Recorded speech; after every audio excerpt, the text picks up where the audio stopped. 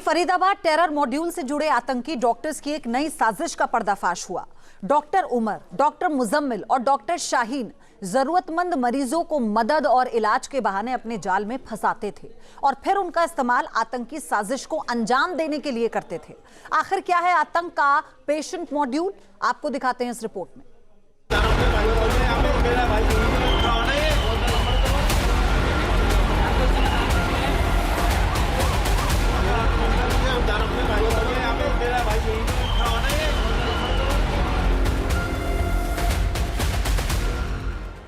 Delhi blast को अंजाम देने वाले फरीदाबाद टेरर मॉड्यूल को लेकर चौंकाने वाला खुलासा हुआ है।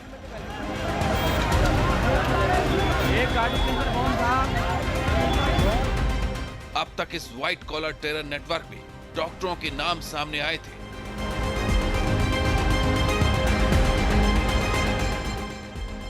अब इसमें पेशेंट मॉड्यूल भंडाफोड़ हुआ है। दिल्ली ब्लास्ट के सुसाइड बॉम्बर डॉक्टर उमर और उसके साथियों की आतंकी नजर अपने मरीजों पर रहती थी।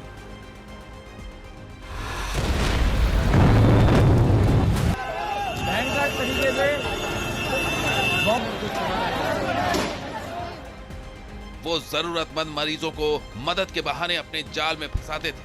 कभी इलाज तो कभी पैसों से उनकी मदद करते थे और इसके बदले उनका इस्तेमाल आतंकी गतिविधियों में करते थे। इतना ही नहीं, आतंक के ये डॉक्टर मरीजों का ब्रेन वॉश कर उन्हें जिहादी और सुसाइड बम्बर बनाने की कोशिश भी करते थे। डॉक्टर मुजम्मिल, डॉक्टर शाहीन जो जैशे मोहम्मद की जमात उल मोमिनात की अध्यक्षा थी हिंदुस्तान के अंदर, और डॉक्टर उमर नबी, ये तीनों इलाज करते थे और इलाज के बहाने ये पेशेंट में उन कमजोर कड़ियों को ढूंढते थे जिन्हें ये अपने रंग में रंग सकते हैं, और फिर उपचार के बहाने उनसे दोस्ती करते थे और फिर दोस्ती के बहाने उनके घर तक चले जाते थे। अब समझिए आखिर इस पेशेंट मॉड्यूल की मोडस ऑपरेंडी क्या थी। हम आपको 3 केस स्टडी के जरिए पूरी कहानी बताते हैं। लाल रंग की जिस इको स्पोर्ट्स को अभी आप देख रहे हैं वो डॉक्टर उमर नबी की है। वही आत्मघाती हमलावर उमर नबी जिसने 10 नवंबर को लाल किले के पास एक ट्रैफिक सिग्नल पर खुद को कार समेत उड़ा लिया था। उमर नबी की ये कार फरीदाबाद के खंदावली गांव से बरामद की गई। उमर नबी की कार खंदावली कैसे पहुंची, इसकी कहानी आपको बता देगी कि डॉक्टर उमर और उसके साथी किस तरह मरीजों की मदद के बहाने उन्हें आतंकी बनाने की साजिश करते थे। अल फलाह यूनिवर्सिटी के अस्पताल में एक क्लर्क काम करता था जिसका नाम बाशिद था। बाशिद के पिता राशिद करीब 1.5 साल पहले लकवे के शिकार हो गए थे। बाशिद अपने पिता को लेकर अल फलाह अस्पताल पहुंचा। यहां डॉक्टर मुजम्मिल ने इलाज के बहाने बाशिद से संपर्क बढ़ाया। वो उसके घर आने जाने लगा। इस बीच बाशिद की नौकरी छूट गई तो डॉक्टर उमर के कहने पर डॉक्टर शाहीन ने उसे अल फलाह के अस्पताल में नौकरी भी दिलवाई थी। अंग्रेजी की एक कहावत है, there are no free lunches, यानी मुफ्त में कुछ भी नहीं मिलता, और मुफ्त में कुछ मिलता है तो उसके पीछे की मंशा कुछ और भी हो सकती है। दरअसल अल फलाह यूनिवर्सिटी के अंदर फ्री में ओपीडी चलाई जाती थी। डॉक्टर मुजम्मिल फ्री में कुछ लोगों का इलाज करते थे और उन इलाज करने वालों के घर तक, उनके रिश्तेदारों तक पहुंच बनाता था। इसके पीछे की वजह थी कि वो अपनी टेरर साजिश के लिए ऐसे लोगों की तलाश कर रहा था जिसका वो फ़ायदा उठा सके।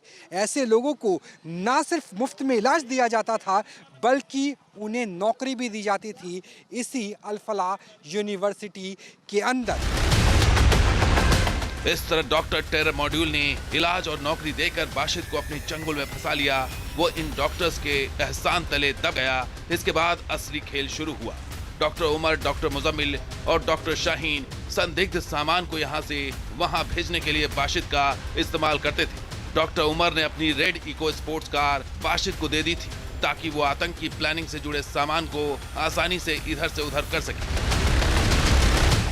धमाके से कुछ महीने पहले बाशिद के जरिए नूह से सामान मंगवाने का सिलसिला शुरू हो गया था। कभी वो अकेला जाता था तो कभी डॉक्टर उमर भी उसके साथ नूह गया। बताया जाता है कि 30 अक्टूबर के बाद डॉक्टर उमर ने यूनिवर्सिटी आना छोड़ दिया, लेकिन ये लाल कार बाशिद के पास ही रही। आतंकी नेटवर्क में शामिल डॉक्टर मुजम्मिल को जब गिरफ्तार कर लिया गया तो बाशिद डर गया। उसने उमर की कार को खंदावली में अपनी बहन के घर पर छोड़ दिया। जहां से जांच एजेंसियों ने उसे बरामद किया है। इसी तरह डॉक्टर मुजम्मिल ने अल फलाह यूनिवर्सिटी की मस्जिद के इमाम मोहम्मद इश्तियाक और नूह के इमाम इमामुद्दीन को भी मदद के बहाने आतंक के जाल में फंसाया। डॉक्टर मुजम्मिल और डॉक्टर उमर अल फलाह यूनिवर्सिटी में बनी मस्जिद में नमाज पढ़ने जाते थे। वहां उन्होंने मस्जिद के इमाम मोहम्मद इश्तियाक से करीबी बढ़ाई, वो उसकी मदद करने लगे। डॉक्टर मुजम्मिल ने इश्तियाक से कमरा यह कहकर किराए पर लिया कि उसे अपने दोस्त का सामान रखना है। वहां उसने खाद की बोरियों की आड़ में विस्फोटक का जखीरा जमा किया, जिसे बाद में पुलिस ने पकड़ लिया। इसके अलावा अल फलाह यूनिवर्सिटी के पास एक मदरसा बनाया गया था, जिसके बारे में शक है कि वहां बच्चों को ब्रेन वॉश कर उनके दिमाग में जिहाद का जहर भरा जा रहा था।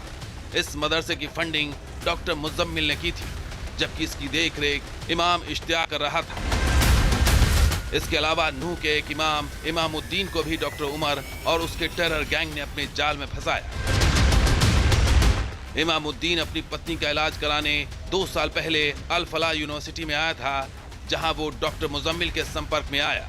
डॉक्टर मुजम्मिल की मदद से इमामुद्दीन के बेटे के पैर का ऑपरेशन भी अल फलाह अस्पताल में हुआ। डॉक्टर मुजम्मिल इलाज के बहाने इमामुद्दीन के घर आने लगा।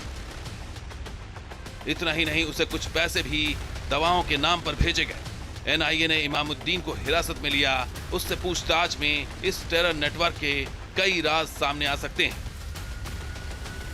Team news nation. जहां भक्ति है हर शब्द में, कथाओं में छुपे हैं दिव्य रहस्य और ज्योतिष देता है जीवन को दिशा। धर्म से जुड़ी हर बातों को जानने के लिए हमारे चैनल स्तुति को सब्सक्राइब करें। चैनल पर जाने के लिए इस लिंक पर क्लिक करें। जहां भक्ति है हर शब्द में, कथाओं में छुपे हैं दिव्य रहस्य और ज्योतिष देता है जीवन को दिशा। धर्म से जुड़ी हर बातों को जानने के लिए हमारे चैनल स्तुति को सब्सक्राइब करें। चैनल पर जाने के लिए इस लिंक पर क्लिक करें।